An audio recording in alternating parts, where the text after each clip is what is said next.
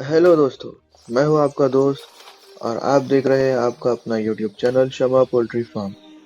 और मैं फिर से वापस आ गया हूं एक और नए इंफॉर्मेटिव और बहुत ही ज्यादा जरूरी वीडियो के साथ। तो इन नन्हे मेहमानों को हमारे शेड पर आए हुए हो चुके हैं 2 दिन और आज है हमारे फार्म का डे 3। और देखो, they are growing very fast. बस 3 दिन हुए हैं और look how beautiful and healthy they are looking. आप देख सकते हैं इनके छोटे छोटे पंख भी निकलना शुरू हो गए हैं और ये कितने एनर्जेटिक है। यही होता है दोस्तों, जब आप अपने चिक्स के लिए सही मैनेजमेंट करते हो, उनकी सही केयर करते हो, उनके लिए सही टेम्परेचर मेंटेन रखते हो और सही फीड, और उनके लिए सबसे अहम है सही मेडिसिन देते हो।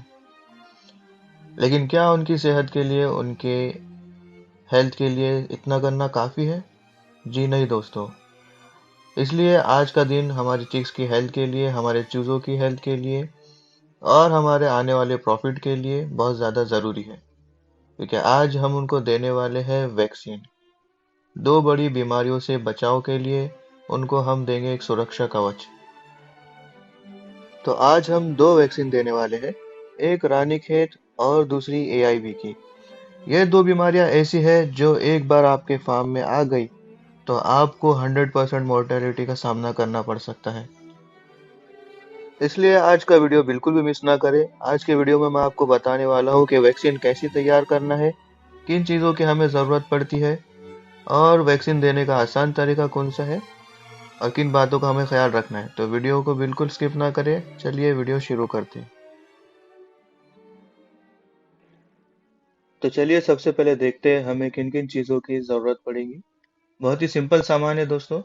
सबसे पहले हमको चाहिए 2 सिरिंज, यानी 2 इंजेक्शन, 2 ml वाले। 2 अलग-अलग इसके लिए चाहिए दोस्तों, क्योंकि 2 अलग-अलग वैक्सीन है। हर अलग वैक्सीन के लिए एक इंजेक्शन। 2 NS 500 ml वाली। NS सॉल्यूशन दोस्तों ये नॉर्मल सलाइन होता है, मेडिकल स्टोर पे मिल जाता है। इसके बाद हमको चाहिए दोस्तों आई ड्रॉपर। आई ड्रॉपर आप अपनी टीम के हिसाब से ले, लेकिन याद रखें जितने ज़्यादा लोग रहेंगे उतना इजी और फास्ट काम हो जाएगा। और सबसे आखिर में जो कि सबसे ज़रूरी चीज़ है, हमको चाहिए वैक्सीन। हमारी 2 वैक्सीन है। एक इसके पहले जो थी AIB वैक्सीन और ये वाली वैक्सीन रानीखेत की वैक्सीन है। तो चलिए अब हम वैक्सीन की प्रिपरेशन स्टार्ट करते हैं। सबसे पहले दोस्तों आपको बता दूं, हमारी दोनों वैक्सीन पाउडर फॉर्म में है, यानी फ्रीज ड्राइड लाइव वैक्सीन। इसका मतलब यह है कि इसमें जिंदा और कमजोर किया हुआ वायरस है जो चिक्स की इम्यूनिटी को बढ़ाएगा लेकिन बीमारी नहीं लाएगा। ऐसी वैक्सीन को 2 डिग्री से लेकर 8 डिग्री सेल्सियस के बीच में स्टोर किया जाता है, यानी इसको फ्रिज में रखना पड़ता है। देखो दोस्तों, वैक्सीन की शक्ति उसकी ठंडी तासीर में है। अगर गर्मी में वैक्सीन खराब हो गई तो समझो वैक्सीनेशन का कोई फायदा नहीं हुआ। इसके लिए हमको सारी चीजें ठंडी रखना जरूरी है, खासकर वैक्सीन को। तो चलिए आगे चलते हैं। जब हमने नॉर्मल स्लाइन लिया था, हम उस नॉर्मल स्लाइन में ही हमारी वैक्सीन को घोलेंगे। अब कुछ भाई लोग सोचेंगे कि हम पानी से भी ये कर सकते थे, तो हमें ऐसा बिल्कुल भी नहीं करना है दोस्तों। इसकी 2 वजह है। पहली वजह ये कि नॉर्मल स्लाइन एक नमक और पानी का मिक्सचर होता है। जैसे कि हमारी बॉडी में फ्लूइड्स होते हैं दूसरे, बिल्कुल उसी तरह अगर हम वैक्सीन उसमें डालेंगे नॉर्मल स्लाइन से, तो चूजे की आंख में बिल्कुल जलन नहीं होगी। और अगर हम नॉर्मल पानी यानी सिंपल पानी उसकी आंख में डालेंगे तो उसकी आंख में जलन हो सकती है। दूसरी वजह यह है कि हमारा जो वैक्सीन है वो लाइव है, जिंदा है, और नॉर्मल सलाइन उसको लाइव और एक्टिव रखने में मदद करता है जब तक कि वो चूजे के अंदर ना चला जाए। सिंपल पानी यानी सादा पानी वैक्सीन की पोटेंसी यानी उसकी ताकत को भी थोड़ा कम कर सकता है। इसके लिए हमेशा नॉर्मल सलाइन ही हमको यूज करना है। वैक्सीन तैयार करने का तरीका बहुत आसान है दोस्तों। आपको बिल्कुल सेम प्रोसेस वही करना है जो आपको वीडियो में बताया जा रहा है। फिर भी आपकी आसानी के लिए मैं आपको बता देता हूँ एक बार फिर से। हमको सलाइन सॉल्यूशन लेना है इंजेक्शन में, और उसको इंजेक्शन से हमें हमारी वैक्सीन की बॉटल्स में डालना है।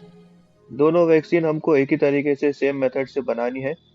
दोनों वैक्सीन पाउडर फॉर्म में है। सलाइन वाटर उसके अंदर डाल के सलाइन सॉल्यूशन उसमें डालने के बाद वो पाउडर जो है वो एक लिक्विड फॉर्म में तैयार हो जाएगा, लिक्विड फॉर्म बन जाएगा। तो उस लिक्विड को, उस वैक्सीन को हमें लेना है और वापस से स्लाइन के अंदर डाल देना है। इसी तरीके से सारे वैक्सीन को हमें बॉटल से निकाल कर स्लाइन के अंदर डालना है और इस तरह हमारा वैक्सीन जो है वो तैयार हो जाएगा। तो जब तक कि हमारी वैक्सीन तैयार हो रही है, चलिए हम इन बीमारियों के बारे में जान लेते हैं कि ये क्या होती है। तो सबसे पहले है दोस्तों रानीखेत डिसीज, जिसको हम इंग्लिश में न्यू कैसल डिसीज कहते हैं। यह पोल्ट्री फार्म की सबसे खतरनाक बीमारियों में से एक है।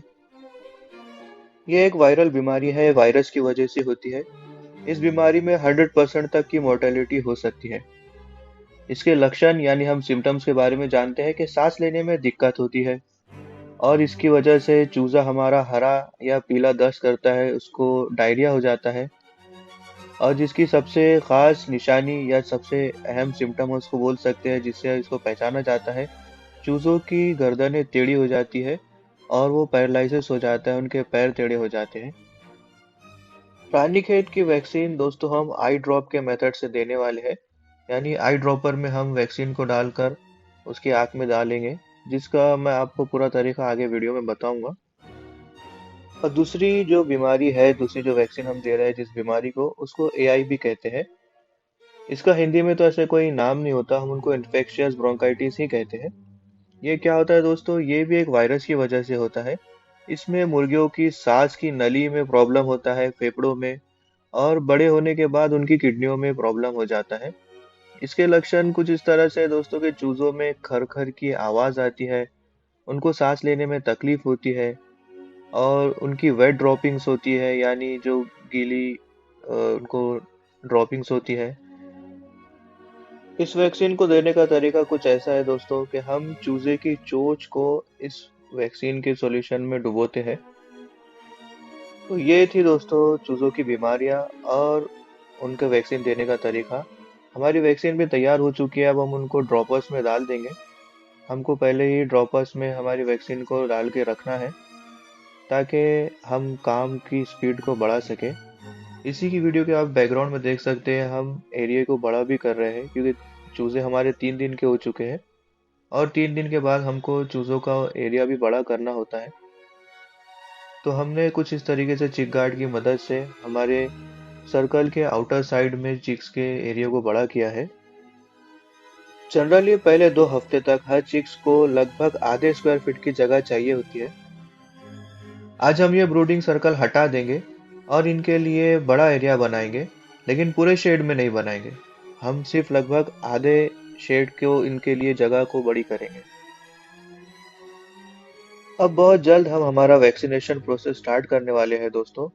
वैक्सीनेशन स्टार्ट करने से पहले सबसे अहम चीज़ों में से एक चीज़ ये भी है कि हम सारे ड्रिंकर्स और फीडर्स को बाहर निकालना पड़ता है, क्योंकि दोस्तों हम वैक्सीन को आसान और फास्ट बनाने के लिए जो ब्रूडिंग एरिया है, ब्रूडिंग सर्कल है, उसको छोटा करेंगे और सारे चूजों को पास पास जमा करेंगे, जैसे कि आपको इस वीडियो में दिखाया जा रहा है। ब्रूडिंग सर्कल की मदद से हम चूजों को इकट्ठा करेंगे एक जगह पे। इससे फायदा ये होता है दोस्तों कि हम लोगों को चूजा पकड़ने में, चिक्स को पकड़ने में बहुत ज्यादा आसानी होती है। काम बहुत फास्ट होने लग जाता है, इफेक्टिव तरीका है और इसमें ज्यादा मेहनत नहीं लगती। अगर ब्रूडिंग सर्कल को वैसे ही बड़ा रखेंगे और वैक्सीन देने की हम कोशिश करेंगे तो चूजा पूरे ब्रूडिंग सर्कल में दौड़ता है, जिसको पकड़ना बहुत मुश्किल हो जाता है और वैक्सीन करने में बहुत ज़्यादा टाइम लगता है। ये बहुत ही फास्ट, इफेक्टिव और अहम तरीका है दोस्तों। आप भी जब भी वैक्सीन देने का सोचे तो ऐसे इकट्ठा ज़रूर कर लें। और एक और चीज़ दोस्तों, आपको याद होगा चिक्स के आने से पहले ब्रूडिंग सर्कल बनाने के बाद हमने ब्रूडिंग सर्कल के अंदर पेपर बिछाया था। तो आज 3 दिन हो चुके हैं और हम उस पेपर को भी हम उठा लेंगे। पेपर को बिछाने का फायदा आप इस वीडियो में साफ देख सकते हैं दोस्तों, कि पेपर ऊपर से कितना गंदा हो चुका है, लेकिन उसके नीचे का जो राइस हस्क है, जो चावल का भूसा है, वो बिल्कुल फ्रेश दिख रहा है। तो जैसा कि हमने आपको पिछली वीडियोस में बताया था, उसका फायदा आपको इस वीडियो में वो साफ नजर आ रहा है। इस पेपर को इकट्ठा करके हम हटा देंगे और उसके बाद हम सर्कल को छोटा करेंगे, या फिर हम सर्कल के अंदर बैठ के भी वैक्सीनेशन कर सकते हैं। आप वीडियो में देख सकते हैं किस तरीके से राइस हस्क बिल्कुल फ्रेश है, बिल्कुल नीचे से खराब नहीं हुआ है कोई गंदगी नहीं है। अब अगले दिनों में ये राइस हस्क हमारे बिल्कुल नए राइस हस्क के साथ उसकी तरह ही होगा, जिसकी वजह से चिक्स को एक अच्छा एनवायरनमेंट मिलेगा और सूखा भूसा मिलेगा।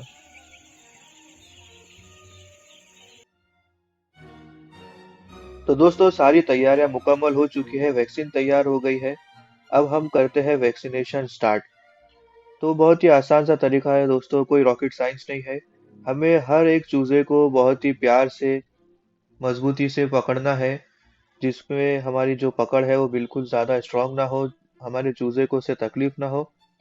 और उसके बाद जो ड्रॉपर में हमने एंडी वैक्सीन लिया है, हमारा रानीखेत की जो दवाई है, वैक्सीन है, उस टीके को चूजे की आंख में डालना है।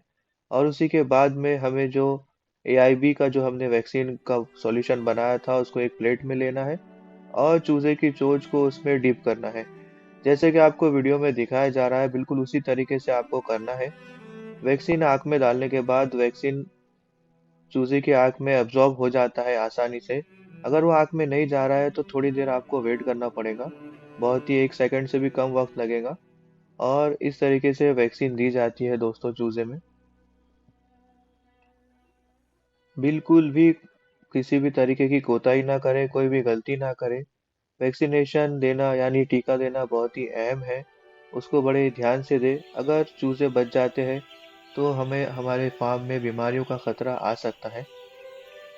वैक्सीन देने के बाद में चूजे को जो हमने एरिया बड़ा किया है उसमें छोड़ दे, और उस एरिया में हमें ड्रिंकर्स और फीडर्स पहले से रख देना है, ताकि चूजे आसानी से वैक्सीन के बाद में खाना पीना स्टार्ट कर दे। एक और चीज़ यह है दोस्तों कि हमें वैक्सीन को बहुत ही ज़्यादा स्पीड से, बहुत ज़्यादा फास्ट करना है। एक ब्रूडिंग सर्कल करने के लिए हमें कम से कम 15 मिनट ही लगना चाहिए, 15 मिनट से ज़्यादा बिल्कुल भी ना हो, क्योंकि चूजे हमारे एक जगह इकट्ठा किए हुए होते हैं और वो सफोकेशन यानी घुटन की वजह से या एक दूसरे के ऊपर दबने की वजह से मर सकते हैं। अगर आप 15 मिनट से ज़्यादा एक ब्रूडिंग सर्कल को लगाएंगे तो मोर्टेलिटी होने का खतरा बहुत ज़्यादा बढ़ जाएगा। तो जितना स्पीड में हो सके उतना करें। इसके लिए जितने ज़्यादा मेंबर हमारे पास में होंगे, जितनी बड़ी हमारी टीम होगी, काम उतना ज़्यादा तेज़ी से, उतना ज़्यादा अच्छे से होगा। तो दोस्तों, ये था वैक्सीनेशन का कंप्लीट तरीका। कुछ इस तरह से हमको वैक्सीन देना है। आप देख सकते हैं हमारे चिक्स कितने खुश हैं, वो फ्रीली मूव कर रहे हैं, खा रहे हैं, पी रहे हैं, खेल रहे हैं। यानी जिसका मतलब है हमारा जो प्रोसेस था वो हमने परफेक्टली हमारा काम अच्छे से किया है। तो वैक्सीनेशन के बाद दोस्तों काम खत्म नहीं होता। जो हम फर्स्ट डे से हमारा एंटीबायोटिक्स का डोज हम दे रहे हैं, हम वो भी तैयार कर लेंगे। तो जैसा कि आप जानते हैं, हम डे 1 से हमारे चूजों में एंटीबायोटिक्स का डोज दे रहे हैं। डॉक्सीसाइक्लिन और नियोमाइसिन का मिक्सर, ये हमें हमारे चूजों को सेकेंडरी इन्फेक्शन से बचाएगा। हम इसको डे 1 से लेकर डे 7 तक देने वाले हैं।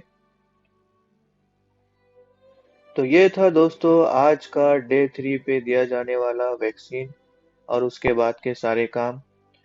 तो आज के वीडियो में बस इतना ही दोस्तों। उम्मीद करता हूँ आपको आज का वीडियो बहुत ज़्यादा हेल्पफुल लगा होगा और आपको पसंद आया होगा। अगर आपको आज का वीडियो पसंद आया हो तो हमारे वीडियो को लाइक ज़रूर करें। नेक्स्ट वीडियो में मैं आपको बताने वाला हूँ कि चिक्स के अंदर जो लंगड़ापन आ जाता है, जो मुर्गी के जो पैरों में उनके पैरालाइज हो जाता है, वो लंगड़े हो जाते हैं, उसका इलाज कैसे करें, उसके लिए कौन सी मेडिसिन देना है, कौन सी दवाई देना है। तो नेक्स्ट वीडियो भी बहुत ही ज़्यादा इम्पोर्टेंट होने वाला है। वीडियो आपसे मिस ना हो जाए, इसके लिए आप हमारे चैनल को सब्सक्राइब कर दें और बेल आइकन को भी दबा दें। तो मिलते हैं नेक्स्ट वीडियो में, तब तक के लिए हैप्पी फार्मिंग।